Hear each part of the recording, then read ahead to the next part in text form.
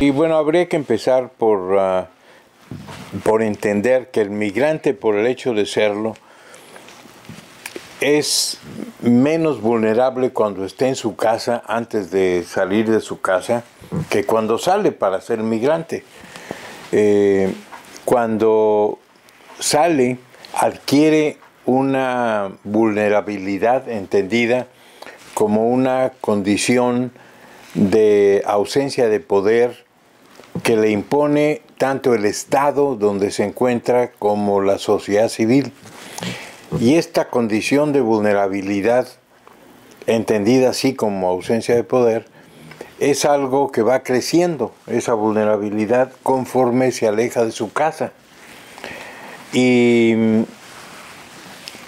esto es algo que es válido teóricamente para la migración interna, o sea, desde que el migrante sale de su casa hasta que llega a la frontera, porque una vez que cruza la frontera ya es un migrante internacional y entonces la vulnerabilidad como migrante cambia en el sentido de que el rendimiento de cuentas respecto de su vulnerabilidad ya no es del Estado de su país, sino es de otro país.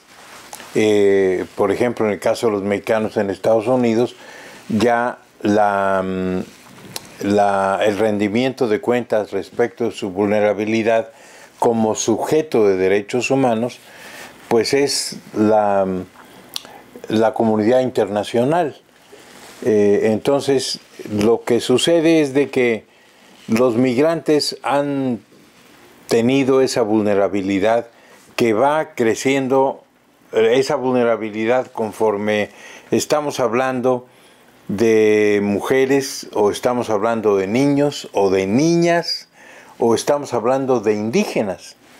O sea, lo más bajo, la mayor vulnerabilidad es de niñas indígenas. De 2000 a 2011, la población de niños latinos aumentó 41%. Al mismo tiempo, la población blanca, niños, bajaron 11%. Entonces mira uno que es el envejecimiento de la población blanca y la juventud de la población latina. Y eso está creando esa dinámica, está creando un gran crecimiento de la población latina y el futuro del país. Pero al mismo tiempo, entonces, mira uno que la dinámica, entonces la reacción del pueblo americano de esto, entonces yo creo que se miran como amenazados, que le vamos a quitar el poder político, y entonces se han creado una serie de políticas para tratar de minimizar el poder político de los latinos. Sí, ahorita entonces ha sido la zona de Texas y especialmente en el Valle del Río Grande. Entonces ahí estamos viendo el aumento de niños que se han encontrado y eso es tremendamente que ha crecido ahí. Tucson todavía sigue una área también bastante significativa, pero donde se ha visto el cambio, gran cambio es ahí en la zona esa del Valle de Río Grande, que es el mero sur de Texas ahí. Para ver una panorama amplia hay que ver el contexto donde se está viendo esto con los niños, aquí que hemos viendo este crecimiento, pero también la reacción de Estados Unidos y poniendo en el contexto la dinámica demográfica y la dinámica de política también que se ha creado en el país. Bueno, lo que hemos visto en el base de un informe que hizo ACNUR, que el título es Children on the Run, se demuestra que niñez migrante están buscando protección de altos niveles, hasta casi 60%, estamos en 58% de los niños tienen necesidades de protección internacional. Eso es que decir que ellos están enfrentando violencia en sus comunidades, violencia intrafamiliar y una falta de protección, que no tienen remedios para buscar una ayuda en el caso que sufren algún daño o violencia. En el momento que cruza un niño niño, por ejemplo, de Centroamérica, están interceptados por la patrulla fronteriza generalmente, y una vez que están en la custodia de la patrulla fronteriza, permanecen ahí generalmente hasta el máximo de 72 horas, que casi son tres días básicamente. En esta crisis se ha cambiado ese asunto, pero legalmente así debe de pasar. Después de estos 72 horas deben de pasar a un albergue que pertenece al Ministerio de Salud y Servicios Humanos, en donde reciben asistencia médica, algunas clases para entender dónde están y qué está pasando, reciben una ayuda legal, una presentación de conocer sus derechos, y un abogado los entrevista para ver si existe algún tipo de remedio de protección. Al mismo tiempo, los niños tienen que ir a una corte de migración.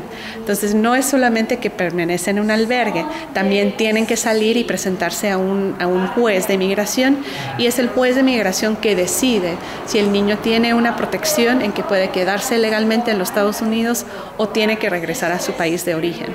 Esos niños, si son no acompañados, van a pasar por el mismo sistema, igual que un niño que los interceptan en las fronteras.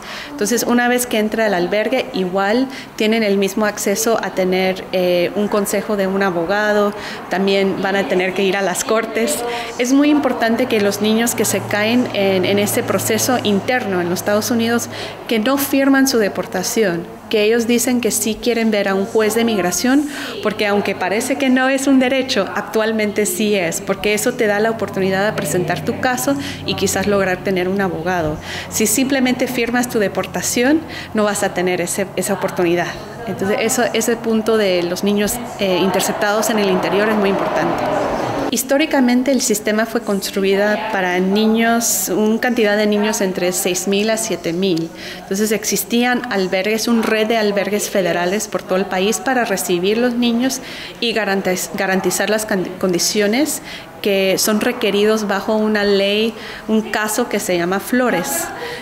Pero ahora estamos en una crisis en que no hay suficientes camas para los niños. Entonces, temporalmente el gobierno abrió camas en bases militares. Y eso, claro, nos preocupa bastante sobre las condiciones. Nosotros sabemos que están haciendo todo lo posible a cumplir con Flores, pero más que todo nosotras y nosotros queremos asegurar que podemos entrar a esos lugares, asegurar que los niños reciben una orientación legal y entienden los derechos que tienen.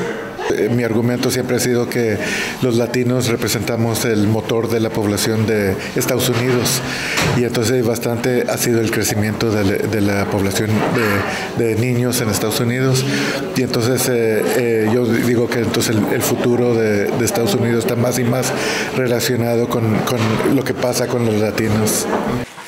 Esto pues no es un fenómeno nuevo. Esto es algo que viene ocurriendo con la migración de familias y de migrantes y de niños solos desde hace mucho tiempo, aunque ha crecido conforme la migración de los niños ha aumentado de volumen.